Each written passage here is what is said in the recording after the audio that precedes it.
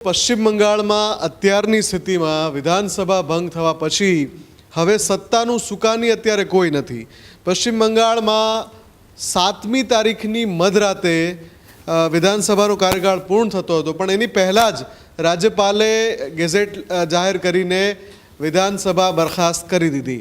એટલે કે મમતા બેનર્જી રાજીનામું આપવાનો ઇનકાર કરી રહ્યા હતા. એમની પાસેથી એમનો કાર્યકાળ પૂર્ણ થવાના અંતિમ સમયગાળા પહેલાં જ તમામ પાવર છીનવી લેવાયા છે.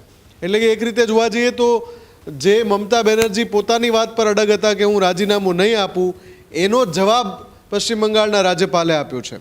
આમ જોવા જઈએ તો ટેકનિકલી મધરાત્રે જ્યારે સમય પૂરો થતો હતો ત્યારે સંવિધાનની જે જોગવાઈ છે અનુસાર વિધાનસભાનો ભંગ તો થવાનો જ હતો, પણ રાજ્યપાલે પણ એમને સામો મેસેજ આપવા માટે વહેલા ભંગ કરી દીધી વિધાનસભા.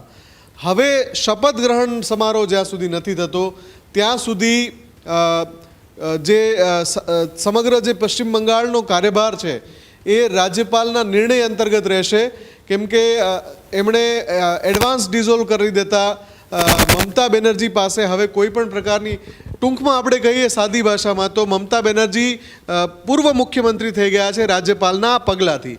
જો એમણે રાજીનામું આપ્યું હોત તો આ જે ઘટના બની એમાં અલગ વાત એ થઈ કે હવે આ વાત ઇતિહાસમાં નોંધાઈ ગઈ કે મમતા બેનર્જી એવા પહેલા મુખ્યમંત્રી છે જે જનતાના જનાદેશ બાદ, હાર થયા બાદ રાજીનામું ન આપીને પોતાના પદ પર બની રહ્યા. હવે આ રેકોર્ડ ઉપર થઈ ગયું, કેમ કે જ્યાં સુધી વિધાનસભા ડિઝોલ્વ ના થઈ ગઈ અથવા રાજ્યપાલે નિર્ણય ન લેવો પડ્યો ત્યાં સુધી મમતા બેનર્જીએ રાજીનામું ન આપ્યું. એટલે એક તો આ વાત થઈ. બીજી વાત કે સવાલ એ થઈ રહ્યો હતો કે ભારતીય જનતા પક્ષ શપથ ગ્રહણ કરે એમાં કોઈ અડચણ કે કેમ. તો જુઓ, હવે રસ્તો બિલકુલ સાફ છે. 9મી તારીખે જે શપથ ગ્રહણ સમારોહ છે એ થવાનો છે. એટલે ભાજપ કે એની સરકાર કે એના મુખ્યમંત્રી માટે અહીંયા કોઈ અડચણની વાત નથી. મૂળ મુદ્દો એ છે કે જે વિધિવત રીતે રાજીનામું આપવાનું હોય, તમે તમિલનાડુનું ઉદાહરણ લઈ લો, ડીએમકે ત્યાંથી સત્તામાં ગયું તો એમકે સ્ટાલિને જઈને રાજીનામું આપી દીધું.